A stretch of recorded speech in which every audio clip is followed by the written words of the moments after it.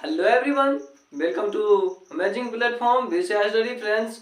हम लोग आज के इस वीडियो में क्या करेंगे, जो निर्देशांक ज्यामिति से बोला जाता है मूल बिंदु से दूरी ज्ञात करने के लिए, फिर दो बिंदुओं के बीच की दूरी ज्ञात करने के लिए वैसे सवाल को सीखने वाले हैं, ताकि आपके बोर्ड के एग्जाम में 2 से 3 नंबर फिक्स हो सके। और ओवरऑल आपको हम बता दें, आपके बोर्ड के एग्जाम में आपका पक्का 2 नंबर पूछा जाएगा, मेरा 100% गारंटी है, क्योंकि मैंने एनालिसिस किया है, प्रीवियस ईयर को देखा है। आप भी चाहे तो प्रीवियस ईयर को चेक कर सकते हैं, तब आपको खुद अनुभव हो जाएगा कि किस ढंग से वहां पर ऑब्जेक्टिव, जो कुछ ऑब्जेक्टिव होते हैं जो फिक्स रहते हैं और बोर्ड के एग्जाम में आते ही हैं, उसी में से ये ऑब्जेक्टिव है। कभी कभी आपको बोल देगा मूल बिंदु से दूरी ज्ञात कर दीजिए, बिंदु दे दिया जाएगा, फिर बोलेगा दो बिंदु के बीच की दूरी निकालना है। ठीक है, ऐसे सवाल को आपको डील करना सिखाते हैं।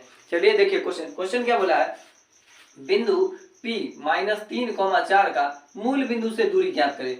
आप लोग को बता दें, आपके एग्जाम में कभी कभी पूछ दिया जाता है मूल बिंदु का निर्देशांक क्या होता है, तो 0,0 ऑब्जेक्टिव के रूप में यह बन जाएगा। मूल बिंदु का निर्देशांक क्या होता है, तो 0,0। ठीक है, जब आप ग्राफ बनाते होंगे तो उस समय लिखते होंगे ना यहाँ पर 0,0, यही मूल बिंदु का निर्देशांक कहलाता है। ठीक है, तो ओवरऑल आपको बोर्ड के एग्जाम में पूछा, बहुत बार पूछ चुका है, जो मूल बिंदु का निर्देशांक क्या होता है, तो 0,0। एक ऑब्जेक्टिव अगर बनता है तो यहाँ से बन जाएगा। ठीक है, अब बोला है मूल बिंदु से दूरी ज्ञात कीजिए।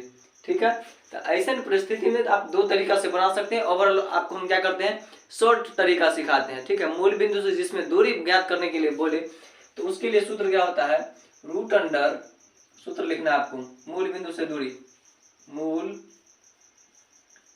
बिंदु से दूरी ज्ञात करने के लिए सूत्र जो है आपका, मूल बिंदु से दूरी ज्ञात करने के लिए जो सूत्र है क्या है, root under x square plus y square. क्या है, x square plus y square, इतना याद रखना है। रूट में x square plus y square याद रखना, क्यों, और आपको मालूम है आगे वाले को एक्स बोलते हैं, बाद वाले को वाई बोलते हैं।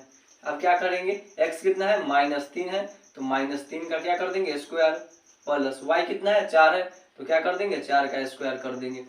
आपको मालूम है जब आप 3 का स्क्वायर कीजिएगा तो -3 गुना -3 यानी माइनस माइनस क्या हो जाएगा आपका, प्लस 3 दिया के 9, यानी रूट में 9 प्लस, आप 4 का स्क्वायर कीजिएगा तो कितना आएगा, 4 का स्क्वायर आपका क्या आएगा, 16 आएगा।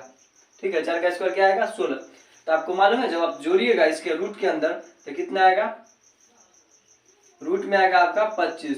आपको मालूम है 25 का जो वर्गमूल होता है 5 होता है, इसलिए आपका जो आंसर हो गया 5 हो गया। ठीक है, 5 इकाई मूल बिंदु से दूरी ज्ञात करने के लिए बोला था, 5 इकाई दूरी आपका हो गया।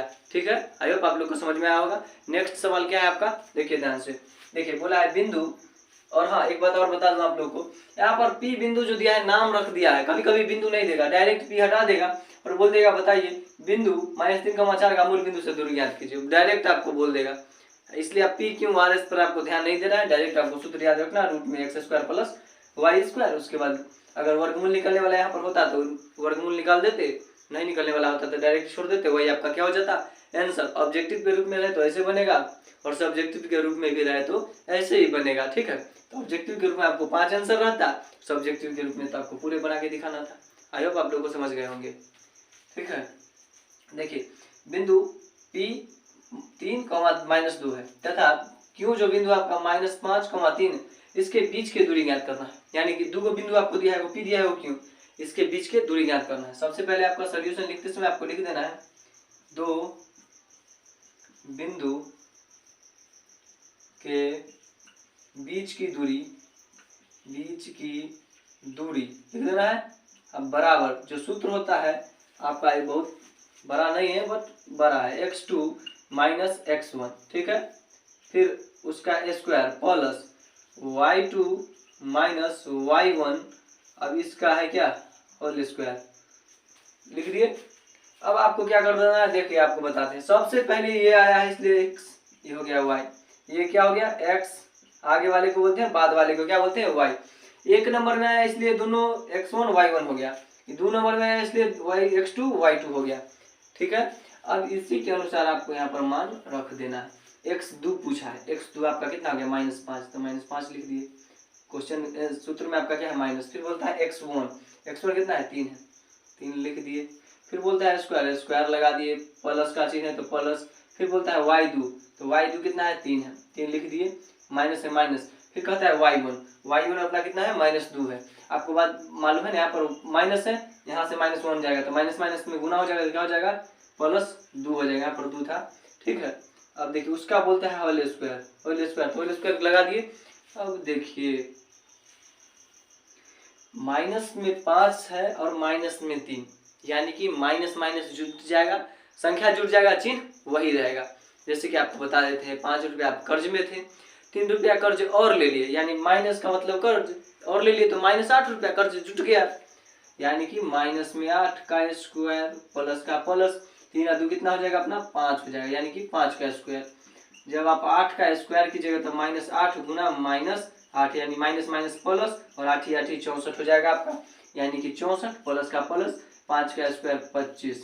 जब आप इसको जोड़िएगा तो 5 4 9 6 2 8 89, 89 का वर्गमूल नहीं होता है, इसलिए आपका क्या हो गया 89 आंसर। आप चाहे तो इसका स्क्रीनशॉट ले लीजिए और आप अपने कॉपी में उतार लीजिएगा और आप लोग बनाइएगा। और हाँ, आपके बोर्ड के एग्जाम में जरूरी से क्वेश्चन पूछे जाने वाले हैं, इसलिए अगर आपको समझ में नहीं आया होगा तो एक बार वीडियो को फिर से दोबारा जरूर देख लीजिएगा, ताकि आपके बोर्ड के एग्जाम में जो 2 से 3 मार्क्स आने वाला है वो छूटे ना किसी भी कारणवश, ठीक है। मिलते हैं अगले वीडियो में, तब तक के लिए आप लोग खूब मन लगा के पढ़िए, क्योंकि अब की बार 450 पार टारगेट आप लोग का होना चाहिए। मिलते हैं नेक्स्ट वीडियो में।